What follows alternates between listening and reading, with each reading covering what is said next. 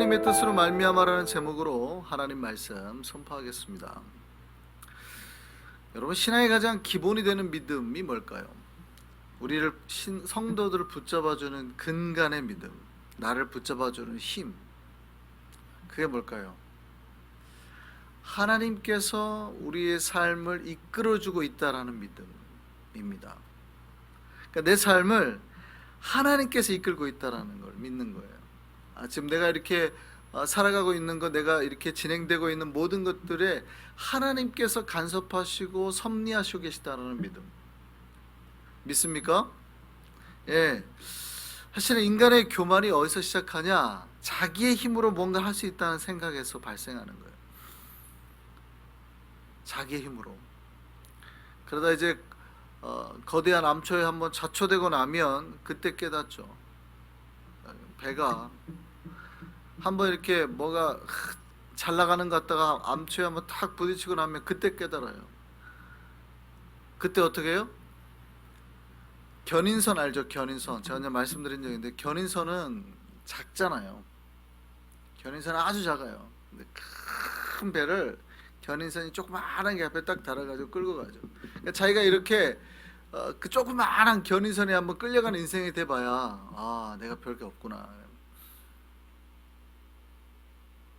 사실은 신앙이라는 건 뭐냐면, 신앙은 정반대예요. 그러니까 인간의 교만이 거기서 나와요. 하나님께 믿고 의지하고 맡기는 거거든요. 하나님께 나를 이렇게 내어드리는 거거든요. 근데 그것도 인간은 자존심 상해요. 그러니까 마치 하나님의 인도하심을 받는 거를 굉장히 자존심 상해요. 자기 힘으로 뭘 못한다고 자꾸 착각하거든요. 이거 얼마나 교만한 건지. 이게 어리석음이에요, 어리석음. 여러분, 저희 성산이가 컴퓨터를 좋아합니다. 이렇게 뭐 컴퓨터 해킹 같은 거 이런 거 그거 좋아해요. 근데 생각을 해보세요. 어느 날 스티브 잡스가 살아있다고 하고, 스티브 잡스가 누구신지 아시죠? 전 세계 혁명을 일으킨, 그렇죠? 아이폰. 스티브 잡스가 살아있다고 생각하고, 스티브 잡스가 어느 날 저희 성산이한테 야, 가르쳐줄게, 스마트폰이 뭔지 알려줄게 라고 했어요. 근데 성산이가 됐다고, 나 이거 혼자 잘할 수 있다고 만약에 하면은, 성산이가 굉장히 제가 보기에는 멋있다 이럴까요? 아니면 이 녀석이 진짜 교만해도 이렇게 교만할 수가 없구나 이렇게 생각할까요? 아니, 이런 찬스가 어디 있어요? 알려주겠다는데, 스티브 잡스가 알려주겠다는데. 제가 테니스를 좋아하잖아요. 아주 잘 치는 건 아닙니다만 동네에서 치시는 분보다는 잘 친단 말이에요. 그런데 어느 날 페더러가 누군지 아세요? 테니스 황제.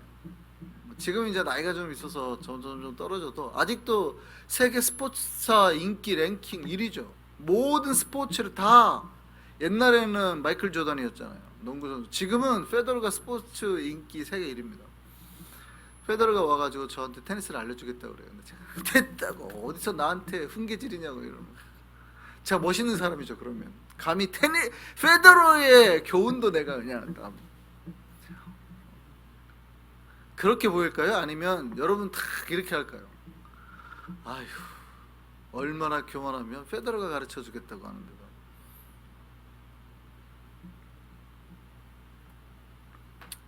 여러분, 인간의 교만이 어디서 나와요? 인간의 교만이 하나님이 가르쳐 주겠다고, 하나님이 이끌어 주겠다고, 하나님이 인도한다고 하는데도 그거를 거부하거나 싫다고 하는 거예요.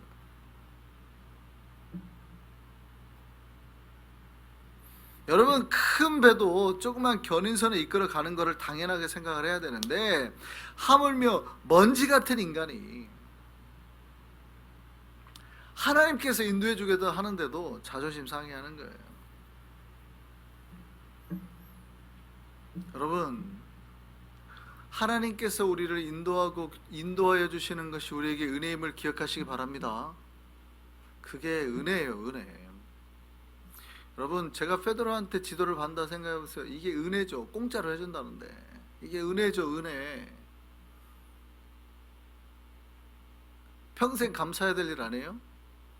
하루에 1시간씩 공짜로 해주겠다면 본인이 비행기 타고 직접 와서 뉴욕까지 와서 나를 매일매일 가르쳐줘요. 은혜 아니에요, 은혜? 그런데 하물며 하나님께서 친히 하늘에서 우리에게 오셔서 나와 함께 해주시고 내 삶을 인도해 주신대요. 매일 매 순간. 이게 은혜 아니에요, 은혜? 근데 그거를 거절하고 거부하는 인생들이 있단 말이에요. 그러니까 얼마나 불쌍한 거예요. 위대하신 하나님께서. 신자의 삶은 그 하나님의 인도하심과 섭리 안에 있음을 기억하시기 바랍니다. 하나님께서 이끌어 주시는 거예요. 그리고 그걸 믿고 따라야 되는 겁니다. 내가 아무리 잘해도 페더러가 포핸드를 이렇게 좀 바꿔라, 스트로크를 이렇게 바꿔라 하면 기본적으로 그렇구나 하고 따라야지. 아니 나는 이렇게 했으니까 이렇게 할래 라고 별로 의미 없는 이런 거부 이런 걸 하면 안 된다 이 말이에요. 하나님께서 내 삶을 다 하시고 내 삶을 가장 좋은 길로 인도하고 있다는 걸 믿어야 돼요. 내 눈에 보기에는 그게 별로 안 좋아 보여도, 그러니까 얼마나 가치 없는 판단이라는 걸 여러분이 빨리 깨달으셔야 돼요.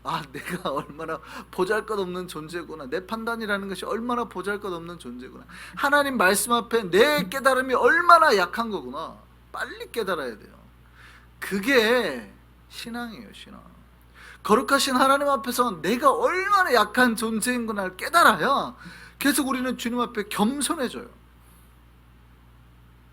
근데 신앙생활을 오래 하면 자꾸, 내가 테니스 한 10년 정도 치잖아요. 그러면 이제 페더러의 가르침 정도는 막 무시하려고 그런단 말이에요.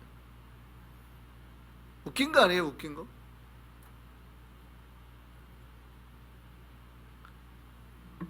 여러분, 우리의 삶의 모든 것에 하나님께서 나를 이끌고 있다는 걸 믿고 그 앞에서 겸손해야 돼요. 하나님 나를 이미 이끌고 있다는 걸 믿고 그 앞에서 겸손히 주님의 뜻들을 받아들이는 것, 이게 신앙임을 믿으시기 바랍니다. 사실은 이걸 거부할 수도 없어요. 그러니까 페드로가 저를 가르치는 거는 거부라도 할 수 있지만 하나님께서 나를 이끌어 주시는 거는 거부할 수도 없어요. 성도는 그거를 갖다가 켈빈이 이렇게 말했죠. 불가항력적인 은혜, 거부할 수 없는 은혜란 뜻입니다. 아예. 그리고 성도의 견인, 그 불가항력적인 은혜, 거부할 수 없는 은혜로 하나님께서 성도들을 이끌어 주고 계신다. 이거를 믿으라 라고 말하죠. 여기에서 신앙의 기본이 시작이 됩니다. 우리가 생각하기에는 이 길이 잘못된 길 같고 때로는 넘어지는 일 같고 뭐가 안 되는 것 같아도 주님은 가장 올바른 길로 인도하고 계신다는 거예요. 그러니까 주님이 인도하시는 길이라면 그 길이 맞다고 믿고 아멘하고 가야 되는 거예요.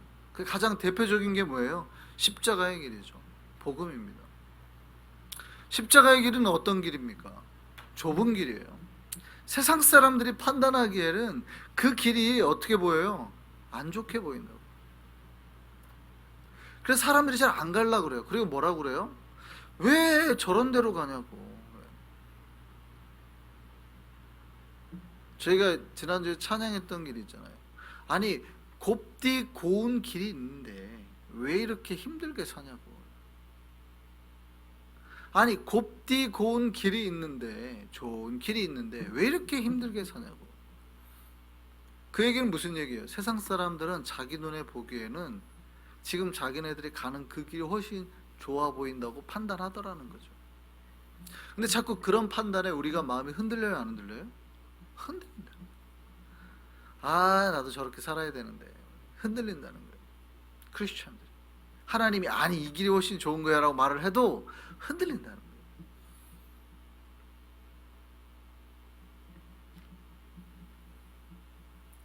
주님은 십자가의 길, 복음의 길로 가라고 명하시는 거예요. 그 길이 뭐래요? 구원의 길이요 생명의 길이라고 말하는 겁니다.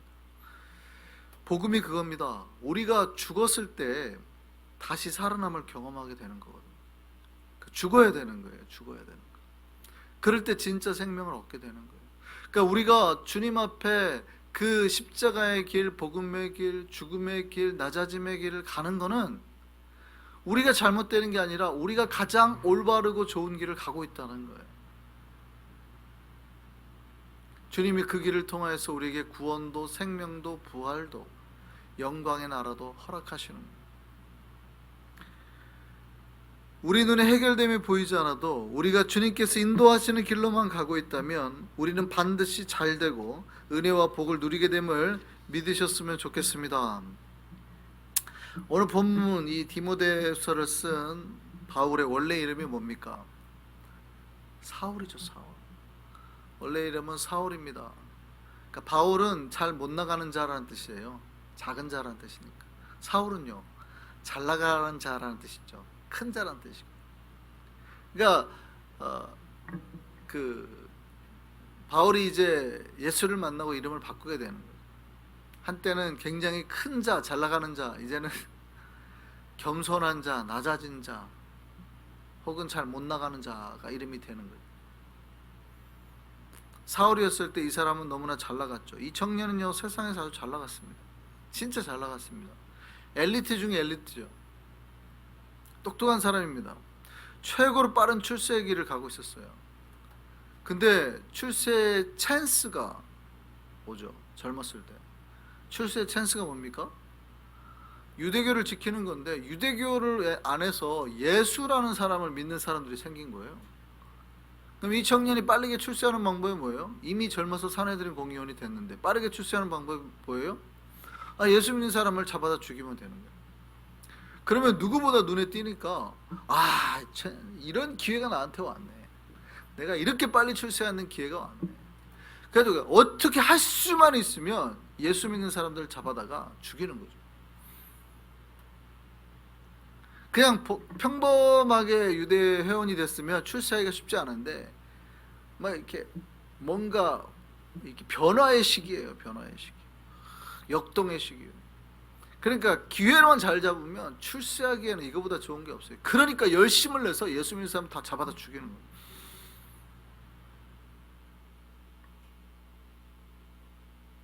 쭉쭉쭉쭉 출세할 수 있죠. 누구보다 열심히. 그러다 갑자기 다메섹으로 가는 길에 예수를 만나게 됩니다. 그때 인생이 확 바뀌게 되죠. 자기가 출세하려고 예수 믿는 사람들을 잡아 죽였는데 알고 봤더니 그 예수가 바로 하나님이셨던 거죠. 그리고 하나님한테 꽉 맞고 주님한테 예수님한테 꽉 맞고 눈이 안 보이는 상태에서 빛이 보이는데 누구시냐고 물었잖아요. 누구십니까 도대체? 바로 내가 네가 핍박하는 예수다.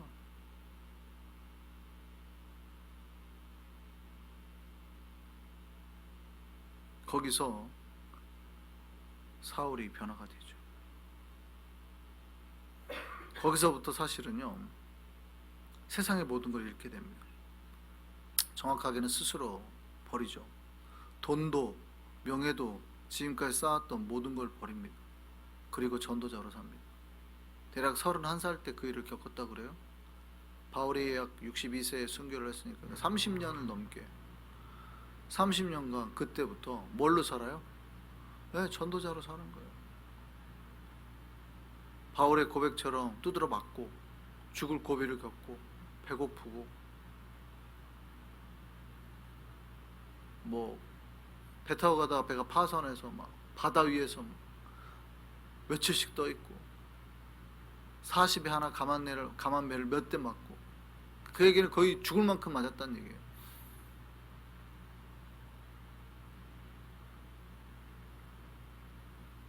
그리고 30여 년이 지나서 그렇게 예수를 전하고 살았는데 결국에는 붙잡혀가지고 이제 순교당하게 생긴 거예요.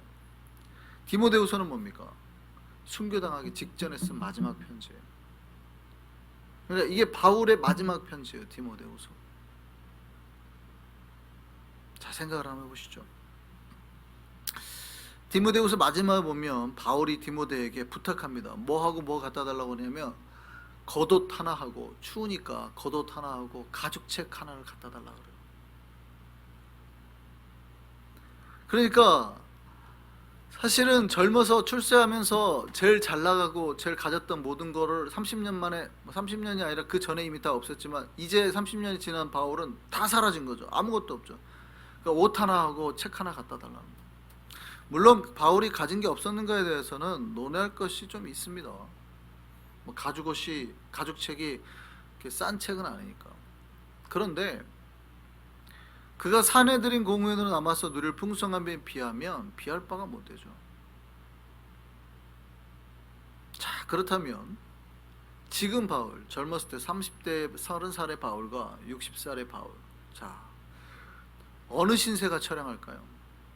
30살의 바울은요, 사내들인 공회가 뭔지 알죠? 이스라엘 최고 회의 중에 하나니까 가장 돈 많고, 쉽게 말하면 국회의원이었다는 거예요. 국회의원. 30살에 국회의원 돼가지고 세상의 권력과 돈을 다 가지고 있어. 근데 60세의 바울은 뭐예요? 다 잃어버려가지고 이제 감옥에서 그 죽을 날만 가지고 있어. 뭐 남은 게 없어요. 자, 처량할까요? 처량하지 않을까요? 예수님을 믿지 않았으면 최고의 권력과 돈을 가지고 살았을 텐데, 예수를 믿 지금은 오히려 권력도 없고 돈도 없고 이제 곧 순교당하게 생겼습니다. 어떻습니까? 하나님을 믿고 하나님의 인도함 받고 살은 30년이 바울에게는 행복한 시간이었을까요? 아니면 불행한 시간이었을까요? 여러분은 하나님 믿기 전 여러분이 마음대로 살았던 그 시간이 행복합니까? 하나님 믿고 지금 뭐 30년, 바울한테 30년 같은 이 인생이 오히려 지금이 행복하십니까? 아니면 혹시 지금이 불행하십니까? 내가 괜히 예수 믿었어. 내가 예수 안 믿고 그냥 했으면 더 잘 먹고 잘 살았을 텐데.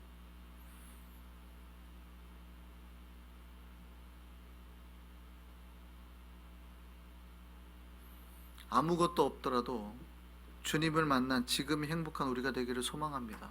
그게 뭐예요? 하나님의 인도함을 받고 사는 삶. 바울이 행복할 수 있는 이유는 그거죠. 예전에는 하나님 밖의 삶을 살았어요. 오히려 하나님을 믿는 사람들을 죽이는 인생.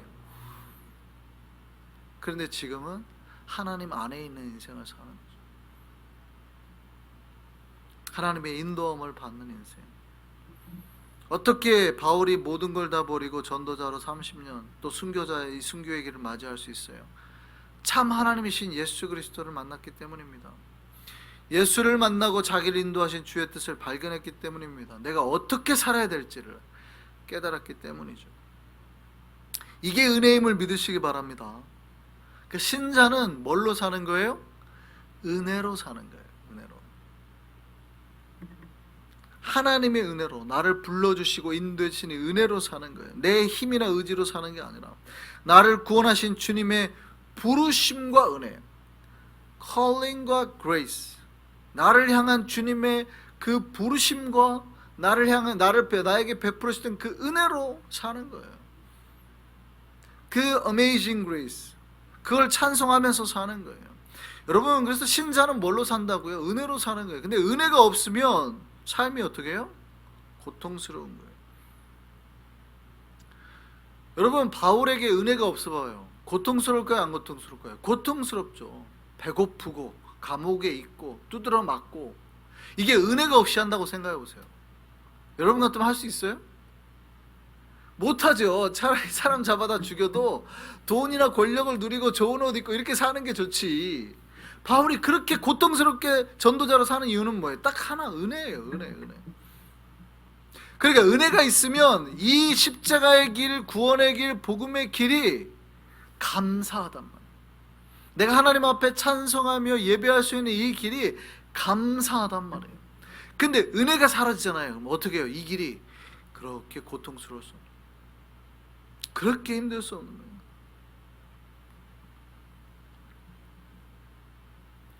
은혜가 있으면 아무리 부족해도 찬송하면서 사는 겁니다. 바울은 그 은혜, 자신을 향한 그 은혜를 알았습니다. 그리고 그게 뭐래요? 이렇게 말해요. 하나님의 뜻이었다.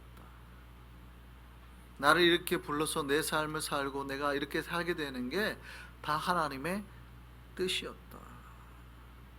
오늘 본문의 첫 시작이 바로 그렇게 시작합니다. 바울의 마지막 편지, 곧 죽음을 앞둔 바울의 마지막 편지는 그렇게 시작합니다. 이 모든 게 하나님의 뜻이었다. 내가 이렇게 살게 된 것, 내가 주의 종이 된 것, 내가 하나님의 사도가 된 것은 다 하나님의 뜻이었다. 이렇게 시작하는 거예요. 그래서 하나님의 뜻으로 말미암아 이 모든 게 시작이 되었다. 이렇게 편지가 시작이 되는 거예요. 멋지지 않습니까? 30년간 주님의 나라를 위해서 열심히 살았던 이 사도의 마지막 편지의 첫 구절이 하나님의 뜻이었다. 하나님의 뜻으로 말미암아서 이렇게 시작하는 거예요. 멋지지 않습니까?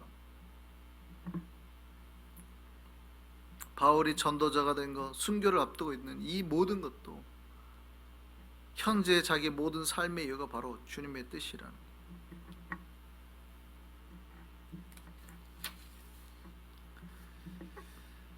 우리도 바울처럼 주님 앞에 나가기 전에 우리가 마지막 글을 하나 남긴다면 그렇게 우리의 인생의 마무리되기를 원합니다.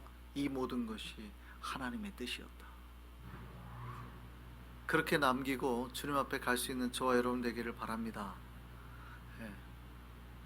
여러분 죽기 직전에 마지막 유언을 남긴다면 이 모든 것이 하나님의 뜻으로 말미암아 시작되고 마무리되는 것이다. 멋지지 않습니까? 신자는 하나님의 뜻으로 사는 자예요. 우리에게 일어나는 모든 일, 나에게 발생되는 모든 게 하나님의 뜻 안에서 이루어지고 발생됐다는 걸 믿는 거예요. 그러니까 내 눈에 보기에는 지금 이게 뭐가 안 되고 있는 게 아닌가? 잘못되고 있는 게 아닌가? 내가 이렇게 막 힘들게 살아야 되나? 바울에게 일어난 일들이 다 그거잖아요. 매맞고 배고프고 고통스럽고 이게 뭔가 하나님의 뜻이 이게 하나님 뜻대로 사는데 이렇게 사는 게 맞아? 더 풍요로워야 되는 게 아니야? 그러니까 내 판단은 그렇게 생각할 수 있지만 주님은 아니죠. 바울은 그걸 알았습니다. 그래서 이 모든 게 하나님의 뜻이었다. 그러니까 나에게 일어나는 이 모든 게 하나님의 뜻임을 믿어야 돼요. 여러분 기도 가운데 그 인도하심을 바로 깨닫게 해달라고 알려달라고 구해야 되는 겁니다. 그러니까 네가 깨닫지 못하면 뭐가 일어나요? 불평하거나 불신하게 되는 거예요. 그래서 우리가 주님께서 인도해달라고 기도하기보다는 인도하는 주님의 손을 깨닫게 해달라고 기도하는 것이 더 합당한 겁니다. 신자는 하나님의 인도하심을 이미 받고 사는 존재들이잖아요. 이미 받고 사는 존재. 그러니까 우리가 그 눈에 그게 보이지 않을 뿐, 깨달아지지 않을 뿐이지 하나님께서 우리를 다 인도해주고 계시는 거예요. 그러니까 주님께서 인도해달라고 기도하기보다는 인도하시는 주님의 손이 내가 깨달아지게 해달라고.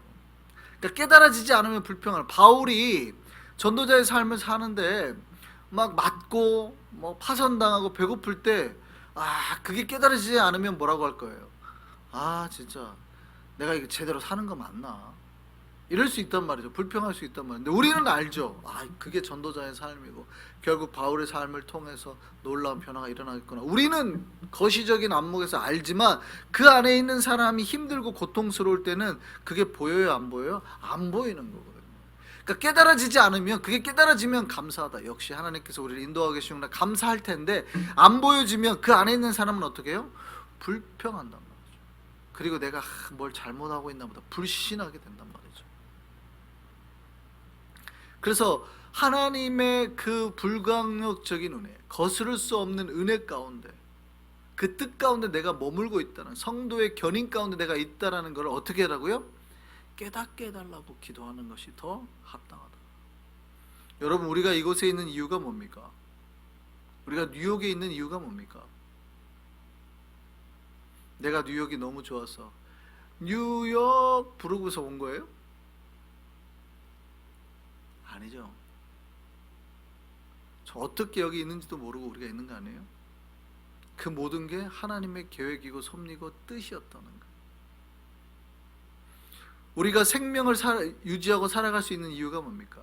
여러분이 여러분 생명 관리를 잘 해가지고 암도 안 걸리게 탄 거 먹지도 않고 매일 운동 2시간씩 하면서 유지했기 때문에 우리의 생명이 유지가 되고 있어요? 아닙니다. 다른 사람들은 그렇게 안 해가지고 그게 걸렸대요?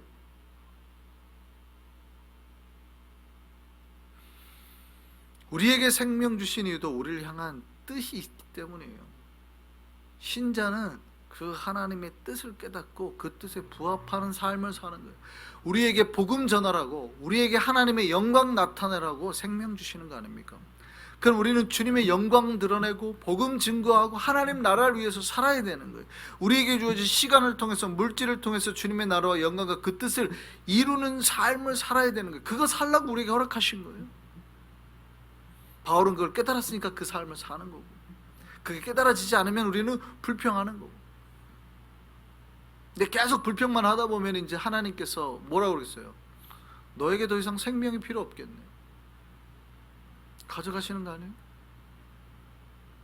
우리가 주님의 나라 영광을 위해서 그걸 깨닫고 부합하는 삶을 살면 주님께서 우리에게 복을 안 주실 수가 없죠.